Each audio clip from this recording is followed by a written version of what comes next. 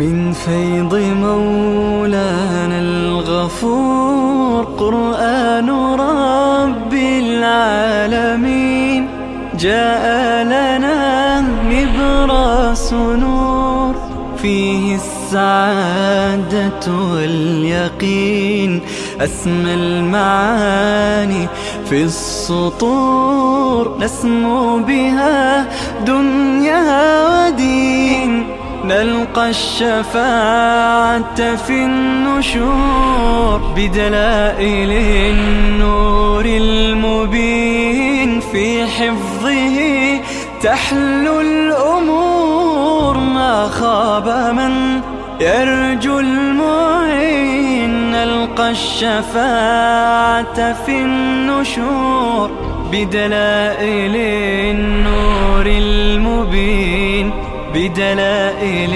النور المبين.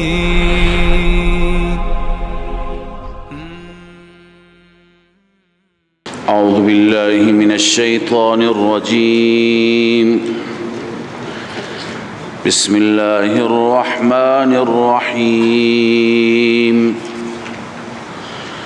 الحمد لله رب العالمين الرحمن الرحيم مالك يوم الدين إياك نعبد وإياك نستعين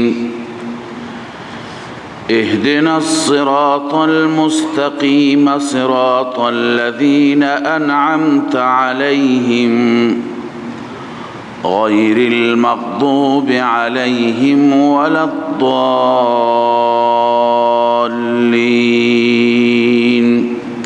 آمين. صدق الله العظيم. الرحمن الرحیم. الله همان ذاتی هست که الرحمن نهایتاً بخشاینده هست، الرحیم نهایتاً مهربان هست، نهایتاً بخشنده هست و نهایتاً مهربان هست. ببین مفسرین گفتن که مفهوم هر دو مختلف است، هر دو درست از ماده رحم مشتق شده، اما مفسرین میگویند که هر دو مختلفن به این صورت که رحمان به اعتبار دنیا و رحیم به اعتبار آخرت. چرا در دنیا خداوند رحمتش وسیع‌تره. چطور وسیع‌تره؟ هم به مؤمن میده هم به کافر میده. کافر دشمنش هست، خدا را انکار میکند، قبول نمیکند، یا با خدا شرک میکند، یا خدا را بد و بیراه میگوید، ولی باز هم بهش رزق میده، باز هم سلامتی و تندرستی میده، باز هم او را نگه داشته، آسمان را بر سر او نمی اندازد. پس ببین رحمان چون که در این مبالغه بیشتری هست، رحمان هم شامل رحم دنیا میشه و هم رحم آخرت. اما رحیم فقط شامل آخرت میشه. در آخرت رحمتش اینطور عمومی نیست، فقط مؤمنین را هست، کافرین را و دشمنان را نیست. به این خاطر بعضی در دعا اینطور گفتند یا رحمان الدنیا، یا رحمان الدنیا و رحیم الاخره. چرا رحمان الدنیا گفتند؟ لانه یعم المؤمن والکافر، چون که در دنیا شامل مؤمن هم میشه، شامل کافر هم میشه. اما و رحیم الاخره لانه یخص المؤمن، چون مخصوص کی هست؟ مؤمن. در آخرت فقط مؤمن نعمت میبیند، فقط مؤمن خیر میبیند، فقط مؤمن نعمتهای الله را مشاهده میکند. خب ببینید بعد از صفت رب رحمان آورد. چرا؟ برای تربیت رحم و شفقت لازم است. اگر رحم و شفقت نباشد تربیت نمیشه. الله تعالی در دل مادر اولا رحم و شفقت فرزند را پیدا کرده، بعدا مادر دلش میسوزد، بر اساس اون رحم و شفقت فرزند را تربیت می کند. شب بیخوابی تحمل می کند، نجاست ها و فضلاتش را با وجودی که این تعفن دارد، با وجودی که بوی بد دارد، ولی برای مادر اشکالی یعنی همه این سختی ها را مادر به جان میخرد، چون که در دلش چی هست؟ رحم است. شما پرنده‌ای برید جوجه هایش را بردارید، خودش را به خطر می اندازد. پرنده‌ای که وقتی که شما میری 500 متر از شما فاصله میگیرد و فرار میکند، میپرد. اما وقتی برید جوجه هایش را بر میداری، چیکار میکند؟ میآید بالای سر شما قرار میگیرد، خودش را به خطر می اندازد. چرا؟ چنان رحمی در او هست، چنان شفقتی هست. بر اساس همون رحم است که میتواند بچه‌اش را تربیت بکنه. میره میگرده جای دانه پیدا میکنه، به منقارش میگیره، خودش نمیخورد، میآورد به بچه‌اش، به خورده جوجه‌اش میده. پس ببین این تربیت بر اساس چی هست؟ شفقت، رحم. به این خاطر بعد از رب العالمین صفت رب العالمین الرحمن الرحیم آورد. معنیش اینه که الله عزوجل که تربیت کننده شما هست، به دلیل اینکه الله عزوجل رحمان الرحیم است. الله رحمش زیاده، مهربانیش زیاده، شفقتش زیاده، ترحمش بر شما بندگان چی هست؟ زیاد هست.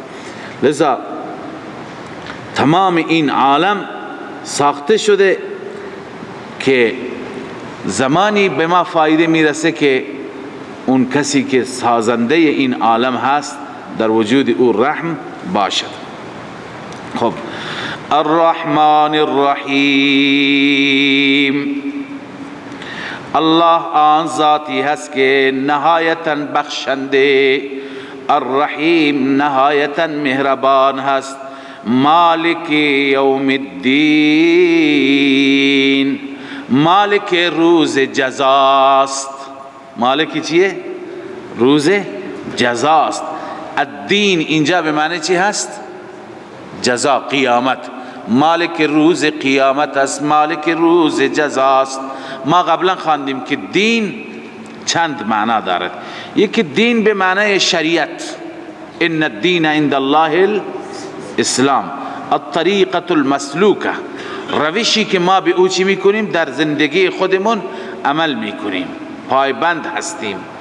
دین به اون معنا، الیوم اکملت لکم دینکم. یکی این که دین به معنای جزا هست،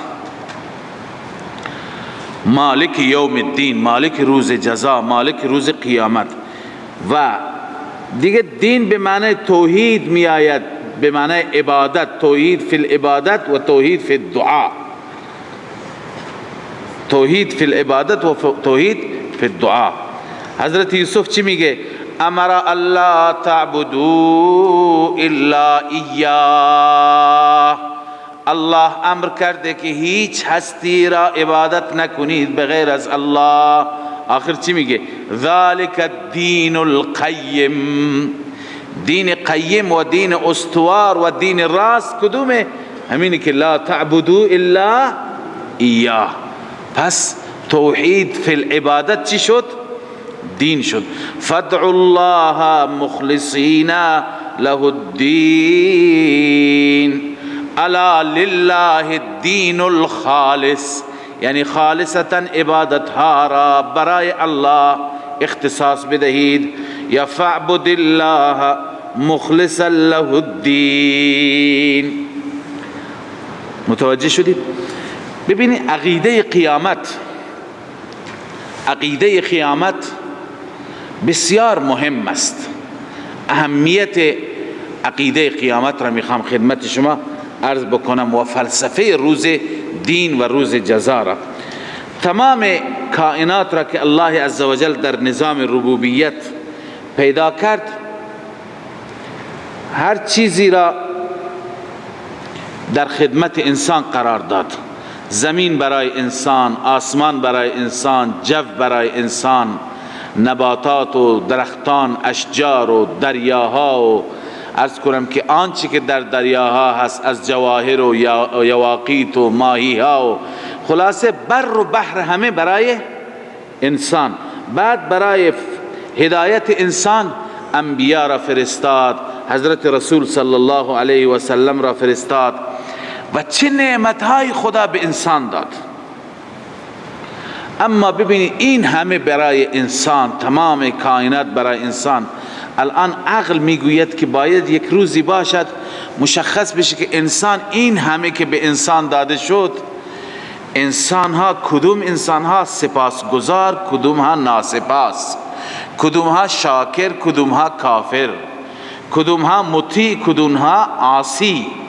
لذا یعنی عقل حکم میکند که بعد از این همه لطف در حق انسان باید یک مقایسه باشه بین انسان ها. کدوم انسان بهتر تو این نعمت ها استفاده کرد، کدوم انسان بهتر توانست که اطاعت بکند، کدوم انسان شاکر بود، کدوم ناشاکر بود. لذا الله عزوجل برای اینکه این تعیین بشه روز قیامت را تعیین کرد. پس روز جزا و روز قیامت وجودش چی هست؟ مطابق عقل هست. باید روز جزایی باشد. و ببینید اگر روز جزا نباشد، قبلا خدمت شما عرض کردم چه فسادی روی زمین میشه، چه ظلمهای روی زمین میشه.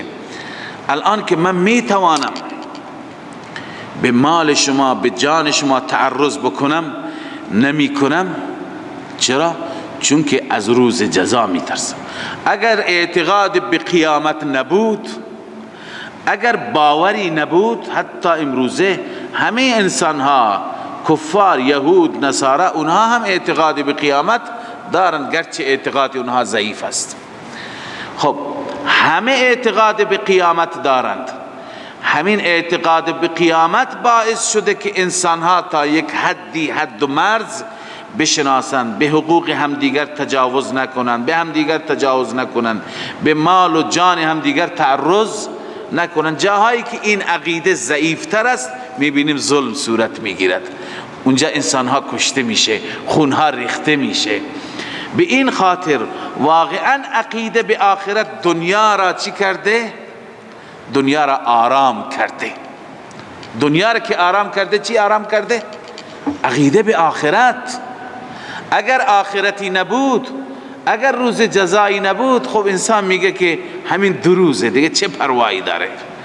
انسان بر هیچ کس رحم نمی کرد. به این خاطر الله عزوجل یوم الدین را، روز جزا را تعیین کرد و بعدا به ما گفت مالک اون روز منم. اونجا در حضور من همه کارها انجام میگیرد، سوال و جواب میشه از همه نعمتها، از همه امکاناتی که خدا به شما داده میپرسد. مالک یوم الدین، مالک روز جزاست. ایاک نعبد و ایاک نستعین،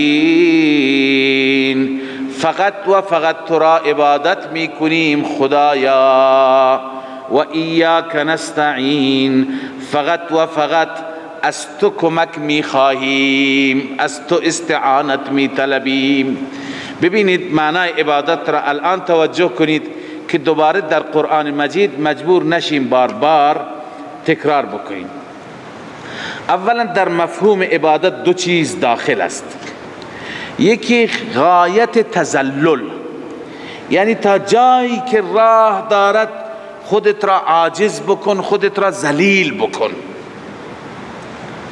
خودت را عاجز بکن، خودت را ذلیل بکن. حتی که بهترین عضو انسان پیشانیه، بینیه. یک انسانی را بخوان ذلیل بکنن، بینیش را میبرند، دیگه این انسان آبروش رفت. پس مکرمترین، بهترین عضو از اعضای بدن کجاست؟ بینی و پیشانی. این را به خاک بمال، این میشه غایت ذلت. این یک عبادت شد. مفهوم دوم عبادت غایت تعظیم، خیلی تعظیم کردن، خیلی احترام گذاشتن. اما به کسی احترام میگذارید با این شعور و اعتقاد که این کسی که من احترامش را میگذارم، تعظیم میکنم جلوی او، معبود هست، تصرف غائبانه و قدرت دارد، میتونه به من نفع برساند، میتونه به من ضرر برساند. لذا با این دیدگاه کسی را تعظیم کردن، این هم میشه عبادت. پس غایت ذلت هم عبادت است، غایت تعظیم با دیدگاه متصرف بودن هم چی هست؟ عبادت. لذا خلاصه اینه که هر کسی در معبود دو صفت را اختصاص بده، یا هر کسی که دو صفت داشته باشه میتونه معبود قرار بگیرد.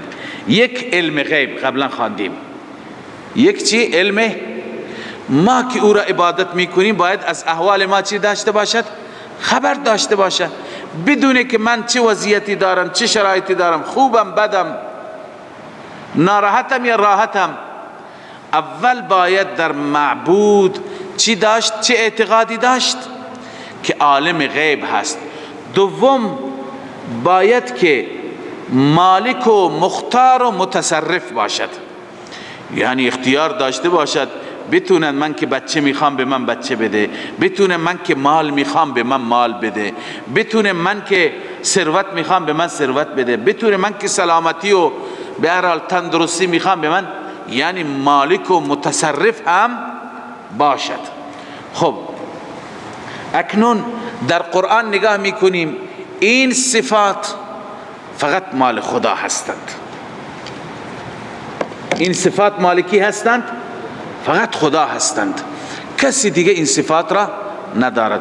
الله می فرماید و ربک یخلق ما یشاء و یختار. رب تو هر چیز را خالق است و اختیار هر چیز به دست الله است. ما کان لهم الخیرا، برای اینها یعنی غیر از رب العالمین برای اینها هیچ اختیاری نیست.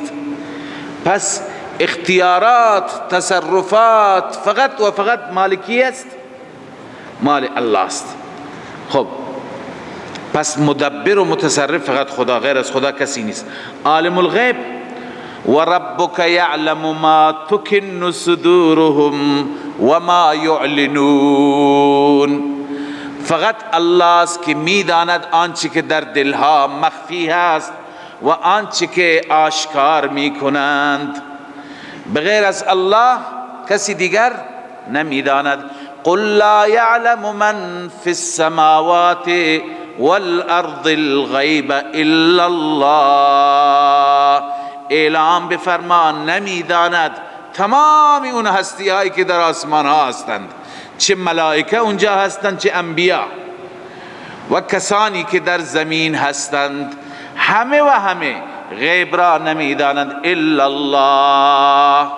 پس عالم غیب فقط الله، مدیر و مدبر و متصرف فقط الله. لذا معبود هم باید فقط الله باشد. وقتی که معبود فقط الله باشد نباید غایت تذلل، یعنی ذلت، بالاترین درجه ذلت پیش غیر خدا صورت بگیرد. و همچنین نباید که تعظیم به این قصد. ببین یک تعظیم دیگری هست، تعظیم جایز، که شما پدرتون را احترام میگذارید، استادتون را احترام میگذارید، امت پیغمبر را احترام میگذارد. دیروز در سوره حجرات نخواندیم درباره احترام به پیغمبر؟ حتی صدایتون بالا نیاد، صدا هم پایین، اون احترام چیزی دیگه است. اما این احترام با چه قصدی عرض کردم؟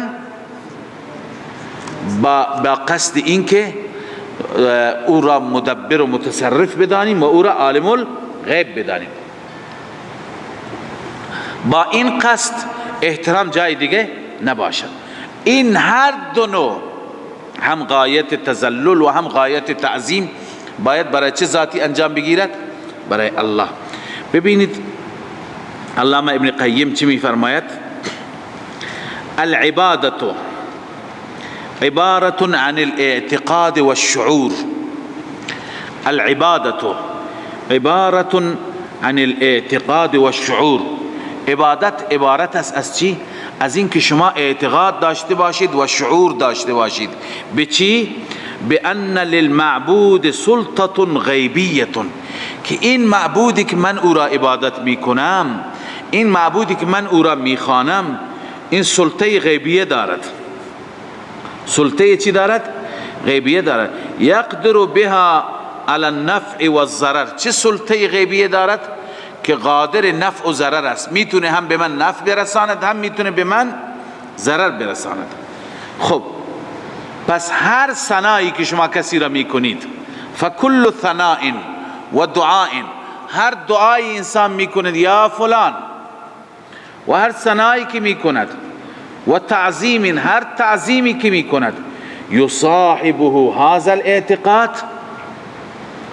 هر ثنا و دعا و تعظیمی که با او این اعتقاد همراه باشد و شعور و این شعور همراه باشد، فهی عبادت.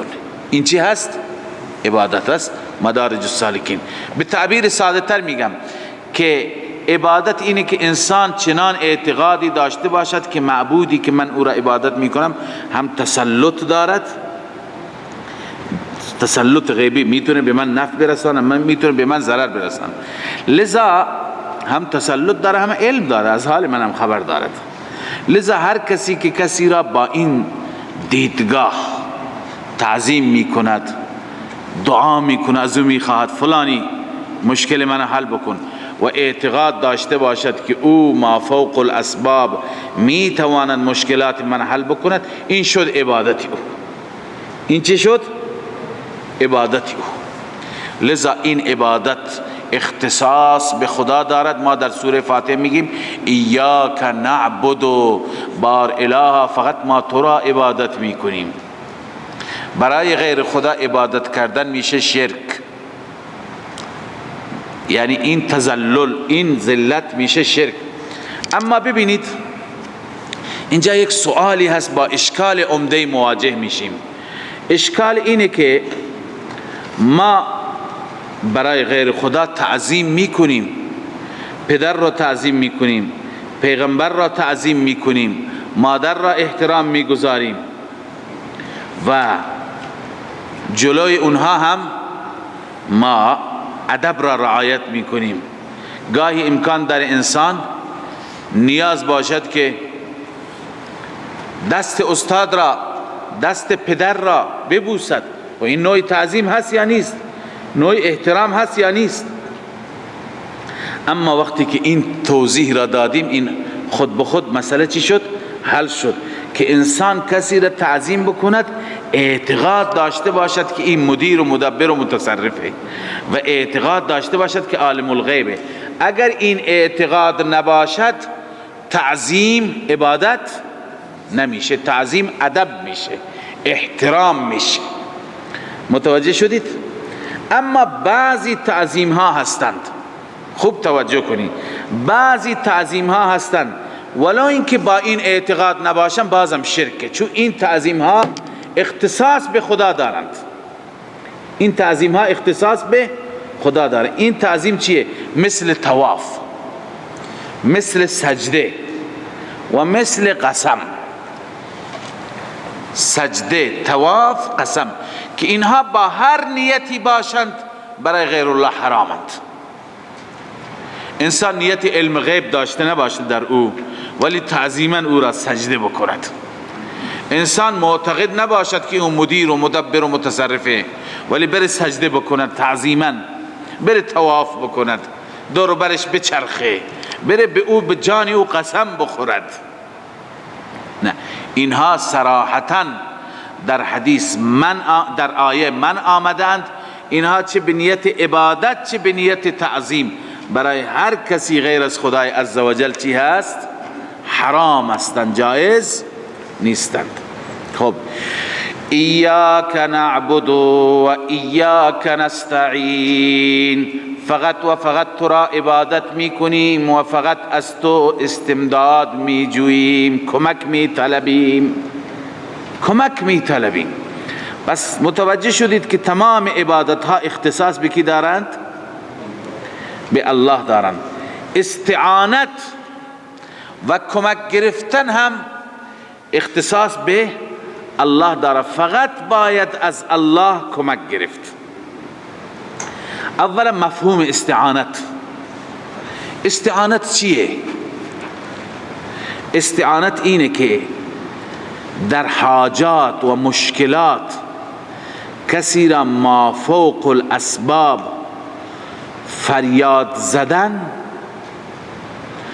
ما فوق الاسباب یعنی اینه که او خودش اینجا نیست، صدای ما رو میشنود. فریاد زدن و از او حاجات خواستن، این چیه؟ استعانت است. استعانت اختصاص به الله دارد. الله چه فرموده؟ وقال ربكم ادعوني استجب لكم، وقال ربكم ادعوني استجب لكم. فقط مرا بخوانید من اجابت میکنم. ادعونی، فقط مرا، کسی دیگر را بغیر از من نخوانید. ان الذين يستكبرون عن عبادتي، کسانی که از عبادت من تکبر میکنند، غرور دارند، عبادت مرا نمیکنند، سيدخلون جهنم داخرین، در جهنم با ذلت داخل میشوند. داخرین، ذلیلین. پس عنایت بفرمایید که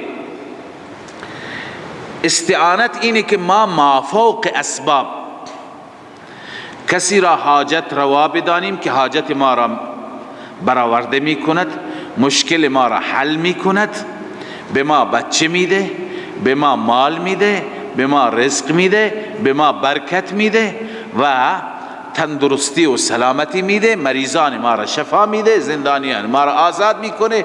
این اعتقاد را به او داشته باشیم و او را فریاد بزنیم، این میشه استعانت. این میشه استعانت. برای غیر خدا این استعانت نیست. اینجا ما خواندیم ایاک نستعین، فقط و فقط از تو استعانت میطلبیم. لذا حتی اگر بگوییم که یا رسول الله اعنی، رسول الله را صدا بزنیم، ملائکه را صدا بزنیم، ائمه را صدا بزنیم، اولیاء الله را صدا بزنیم و از اونها کمک بخواهیم، پس ایاک نستعین را عمل نکردیم. در ایاک نستعین اعتراف میکنیم بار اله به غیر از تو از کسی استعانت نمی طلبیم، کمک نمی خواهیم. خدای تعالی هم فرمود که به غیر از من کسی دیگر را نخوانید. الله تعالی می فرماید ولا تدع من دون الله ما لا ينفعك ولا يضرك. بغیر از الله عزوجل اون هستی هایی که نه نافع هستند و نه ضار هستند، نمیتوانند به شما نفع برسونند، نمیتونند به شما ضرر برسونند، چرا اونها را شما صدا میکنه؟ صدا نزنید. ان الذين تدعون من دون الله عباد امثالكم. کسانی را که بغیر از الله شما میخوانید بندگانی مثل شما هستند. اونها هم انسانند، بشرند، اونها خودشون نیاز داشتند. رسول الله صلی الله علیه وسلم آیا بالاتر از رسول الله داریم؟ رسول الله با اون مقام شامخش در بدر دعا کرد، در خندق دعا کرد، خودش از خدا میخواست. ما در قرآن مجید ذکر همه انبیاء را میخوانیم. ما این اصطلاح را که میگیم مسلک الانبیاء فی مسئله الدعاء، یعنی چه؟ یعنی اینکه انبیاء در دعا و در حاجات خودشان، در مشکلات خودشان، وقتی که مواجه میشدن با مشکلات، کی را میخواندند؟ فقط الله را میخواندند. این معنی ایاک نستعین، یعنی پار اله غیر از تو از کسی استعانت نمیطلبیم. لذا یا رسول الله اغثنی، ای رسول الله فریاد من را برس. یا به امام بگین یا امام ادرکنی.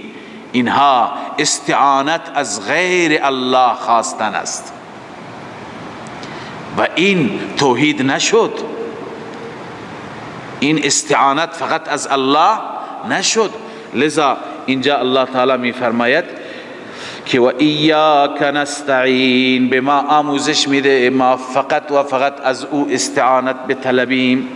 خب خیلی ها الان اینجا همون شبهه‌ای که در مسئله اله عرض کردم عنوان میکنند که استعانت در قرآن هم ثابته از غیر خدا، مگر اسکندر مقدونی، ذوالقرنین، از مردم کمک نخواست، گفت اعینونی بقوه، اعینونی بقوه، مرا کمک بکنید تا من سدی برای شما بسازم. یا اینکه حضرت عیسی مگه نگفت من انصاری الی الله، کی هست یار و یاور من به خاطر دین خدا، کی هست؟ یا اینکه خود خدا می فرماید تعاونوا علی البر والتقوى، همدیگر را کمک کنید، همدیگر را کمک کنید. یا ما از همدیگر کمک میخواهیم، میگه فلانی خودکار را بده، لیوانی آب بده، استکانی چای بده، خب این استعانت است. شما وقتی میگه استعانت از غیر خدا شرکه، همه اینها شرکه. ولی ما به خاطر اینکه این سوال وارد نشه در همون ابتدا عرض کردیم استعانت اینه که کسی را در حاجات و مشکلات مافوق اسباب انسان متصرف بداند و از او بطلبد. ما که از شما لیوانی آب میخواهیم، مافوق اسباب شما را هیچ کاری میدانیم، شما کاری نمیتونی بکنید. ما تحت اسباب، پارچ جلویت هست، لیوان جلویت هست، میریزی میدی. ذوالقرنین هم به همین صورت به مردم گفت که اعینونی بقوت، من اینجا کار میکنم، شما از اونجا آتش را روشن بکنید، فلز را ذوب بکنید، بیارید به دست من بدهید. ما فوق اسباب که ما از هم دیگر در دنیا کمک میگیریم، کمک میخواهیم، خانه میسازیم، اتاقی میسازیم، همدیگر را کمک میکنیم. ببینید موضوع را قاطی نکنید، ما فوق اسباب را با ما تحت اسباب. ما از خدا به این صورت نمیخواهیم. وقتی که از خدا میخواهیم این اسباب فراهم نیست، اسباب مهیا نیست، هیچی نداریم، میگیم خدایا تو بده به ما. این فرق میکنه با اینکه ما پول داریم به مغازه‌دار میگیم نان بده به ما. لذا اینها را قاطی کردن، اینها را خلط کردن، کسی میخواد که توحید خدا را متوجه نشه، اینها را با هم قاطی میکند.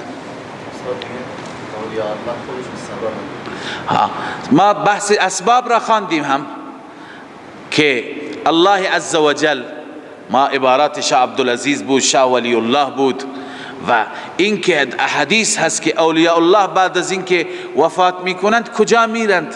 اونها و هم عن دعائهم غافلون، اونها از دعا غافلند. اونها را الله عزوجل اگر واقعا اولیاء الله بودند، واقعا ابرار بودند، اونها در ناز و نعمت هستند. تفسیر عزیزی چی میگفت؟ میگفت که اونها کجا و کار عالم و تدبیر عالم کجا؟ اونها در ناز و نعمت الهی هستند. اونها دیگه عبادات خودشون را کردند، زحمتشون را کشیدند، باید برند پیش خدای عزوجل در بهشت، باید برند نعمتهای خدا را در عالم برزخ اونجا لطف و لذت حاصل بکنن، یا بازم بیان ماموریت در دنیا انجام بدند. لذا اینها عرض کنم که تمام مکر هست، و کسی که بخواهد توحید خدای عزوجل را نفهمد و شرک را میخواد ترویج بده، این نوع شبهات را ذکر میکند. لذا الله میفرماید ایاک نعبد و ایاک نستعین. پس استعانت بر دو نوع است، یکی استعانت ما تحت الاسباب، یکی استعانت ما فوق اسباب. ما تحت اسباب اینه که در غالب اسباب کسی که دوست من هست، رفیق من هست، جز زندگان هست، از او چیزی بخواهیم، از او کمکی بخواهیم. و ما تحت اسباب، ما فوق اسباب، انسان برای کسی قدرتی و تصرفی قائل باشد و از او بخواهد، این درست نیست، جائز نیست، حرام هست برای غیر خدا. اهدنا الصراط المستقیم، ما را راهنمایی بفرما بر صراط مستقیم، ما را راهنمایی بفرما بر صراط مستقیم. راهنمایی بفرما یا گامزن بفرما. ببینید این را خدمت شما عرض میکنم و تعیین میکنیم که کدوم صورت است، چون هدایت بر دو قسم است.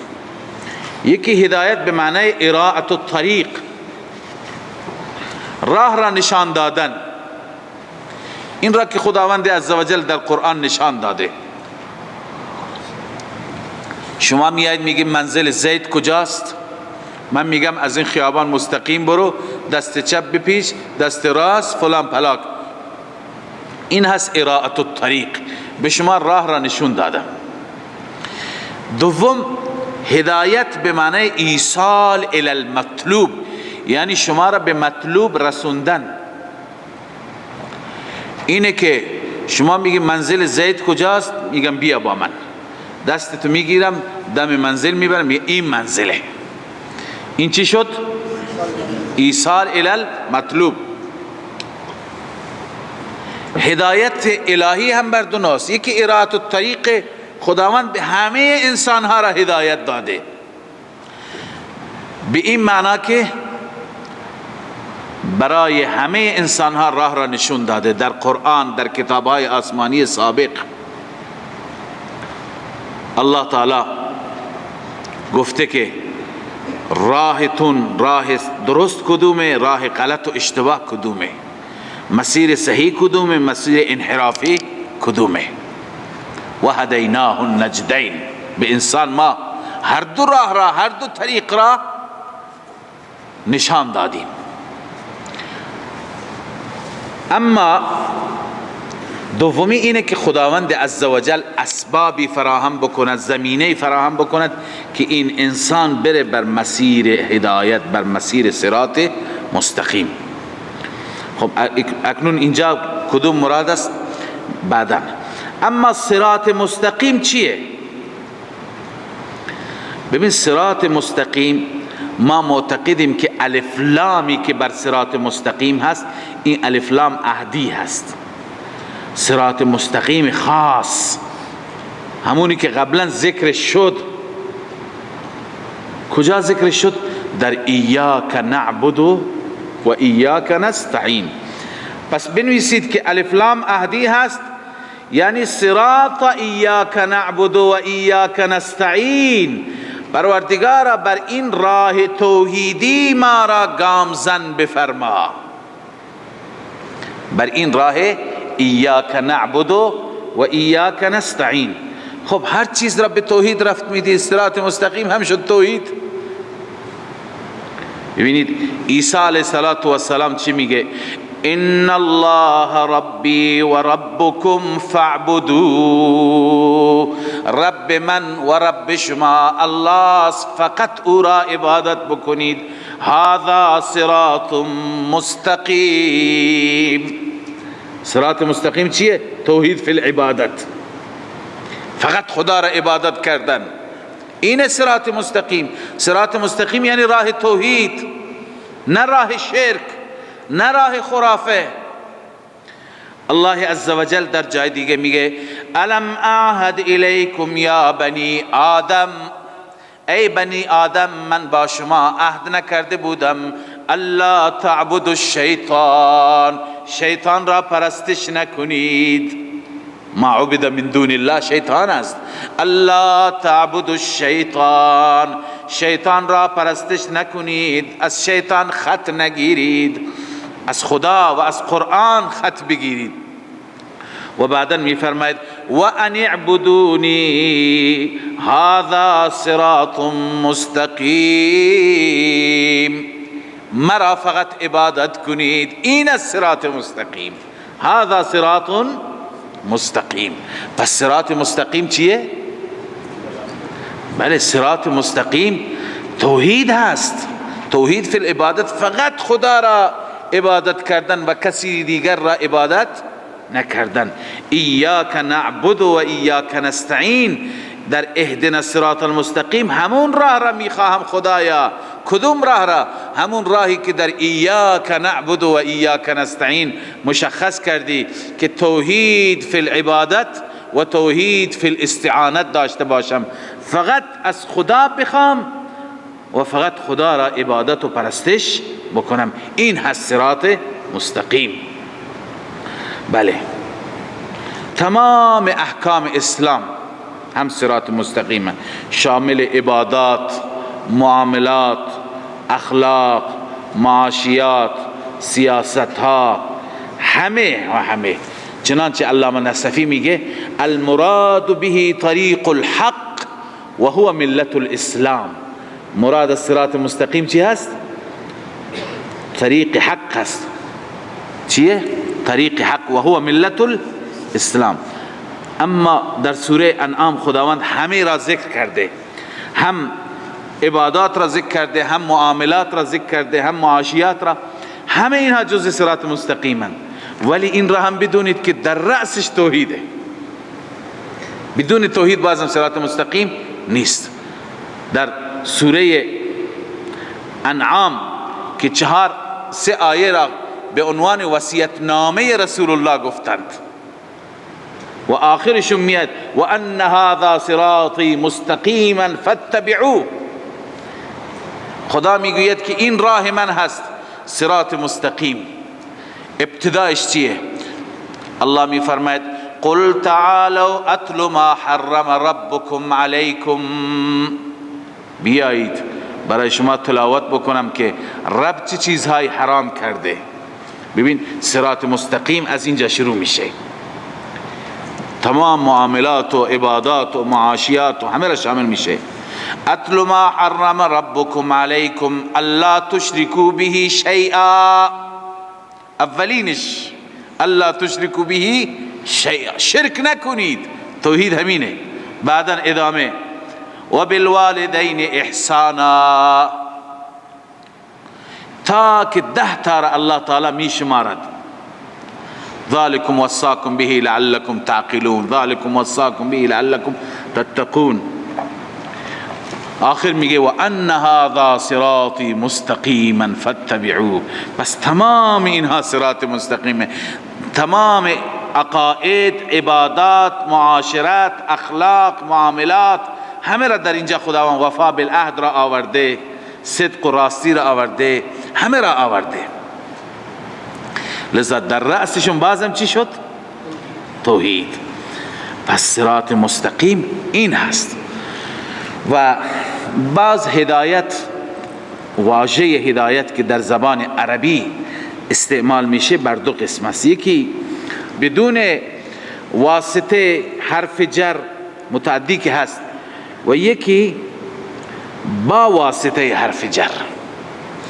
بدون واسطه حرف جر مثلا یهدی من یشاء الى صراط مستقیم، یهدی من یشاء یا هدیناهم الى صراط مستقیم. جای دیگه میفرما و هدیناهم الصراط المستقیم، یعنی به وسیله الی و بدون الی. یا مثلا یهدیک صراطا مستقیما، اینجا بدون صله هست، نه بدون حرف جر هست. جای و هدیناهم الی صراط مستقیم به وسیله حرف جر است. خب وقتی که با صله باشد، با حرف جر باشد، معنیش هست اراءت الطریق. معنیش چی است؟ یعنی راه نشان دادن، راه نشان دادن. در صورتی که بدون حرف جر باشد، بدون صله باشد، معنیش هست ایصال الی المطلوب، یعنی به مطلوب رسوندن، به مطلوب، به مقصود رسوندن. الان ما چی میخوانیم؟ اهدنا الصراط المستقیم. معنی این نیست که خدایا راه راست را به من نشون بده، معنیش اینه که خدایا ما را ببر بر راه راست قرار بده. این معنی ایصال الی المطلوب است. متوجه شدید؟ پس اینجا در از کنم سوره فاتحه به همین معنی است، به معنی ایصال الی المطلوب است. خب هدایت باز بر 4 قسم است که اینها را من نمیخوانم، چون ما در مسئله اله گفتیم که هدایت انابت، هدایت و استقامت و ربط القلب. ولی اینجا که ما میگیم اهدنا الصراط المستقیم، کدوم درجهش مراد است؟ درجه 3 و 4 مراد است. چون انابت الحمدلله حاصل شد، هدایت هم نصیب شد، اکنون از خدا 2 چیز میخوایم. بار اله اهدنا الصراط المستقیم، ما را بر صراط مستقیم گامزن بفرما. یعنی چی؟ یعنی استقامت نصیب بفرما. و دیگه چی؟ و اینکه ربط القلب، یعنی چنان گرهی بر قلب باشد و چنان تایید غیبی و امداد غیبی باشد که هرگز از این مسیر فاصله نگیریم. متوجه شدید؟ این از معنای اهدنا الصراط المستقیم. خب صراط الذین انعمت علیهم، اهدنا الصراط المستقیم مبدل منه است. الصراط المستقیم مبدل منه است. صراط الذین بدل الکل است. صراط الذین بدل الکل است، یعنی ما را به راه راست هدایت بفرما، گامزن بفرما، بر مسیر قرار بده. صراط مستقیم یعنی چه؟ صراط الذین انعمت علیهم، یعنی راه کسانی که بر آنها انعام فرمودی، بر آنها احسان فرمودی. صراط الذین انعمت علیهم، اونهایی که بر اونها انعام کرده خدا. اونها کیا هستند؟ ابتداء هم عرض کردم 4 گروه هستند که انسان به خدا میگه خدایا ما را جز اونها قرار بده. اولئک الذین انعم الله علیهم من النبیین، کسانی که بر آنها خدا انعام فرموده. من النبیین، انبیا هستند، و صدیقین، و صدیقان هستند، و شهدا شهیدان، و صالحین صالحان، و حسن اولئک رفیقا. چقدر رفاقت و همراهی با اینها زیباست. و حسن اولئک رفیقا. پس اینجا ما همین را از خدا میخواهیم که بار الها بر صراط اون افراد انعمت علیهم، یعنی بر راه انبیا و شهدا و صدیقان و صالحان ما را گامزن بفرما. انعمت علیهم اونها هستند. پس زیر انعمت علیهم بنویس مصداق انبیا، صدیقین، شهدا، صالحین. انبیا، صدیقین، شهدا، صالحین، بر مسیر اونها. غیر المغضوب علیهم ولا الضالین.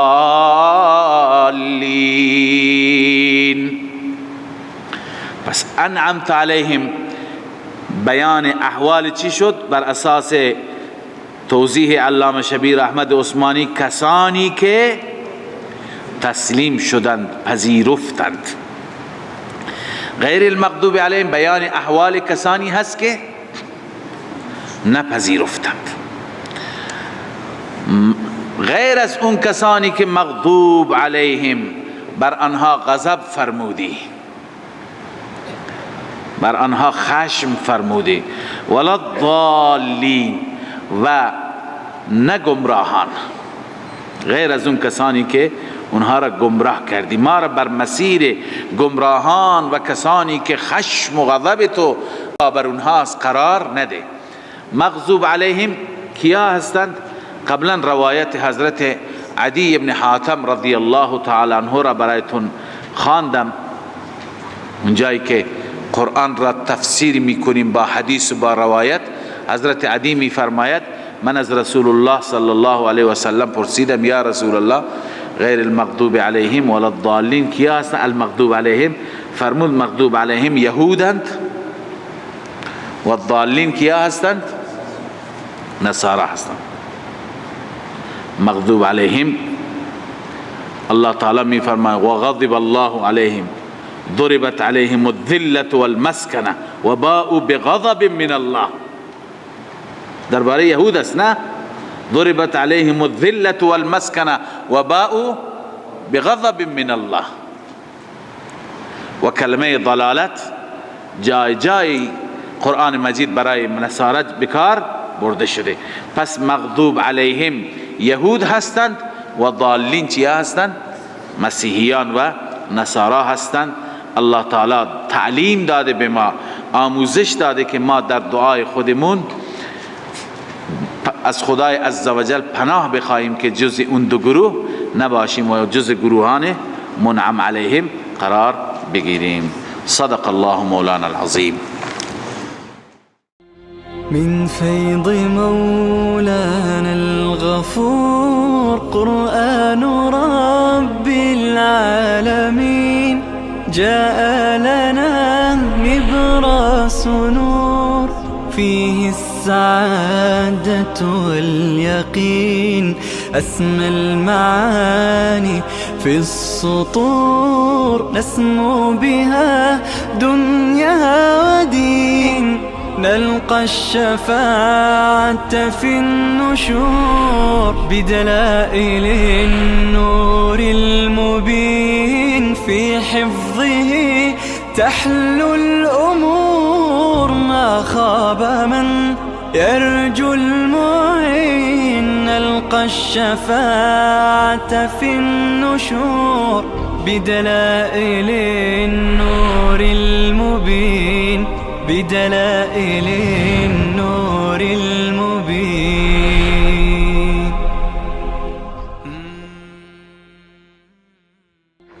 من فيض مولانا الغفور قرآن رب العالمين جاء لنا نبراس نور فيه السعادة واليقين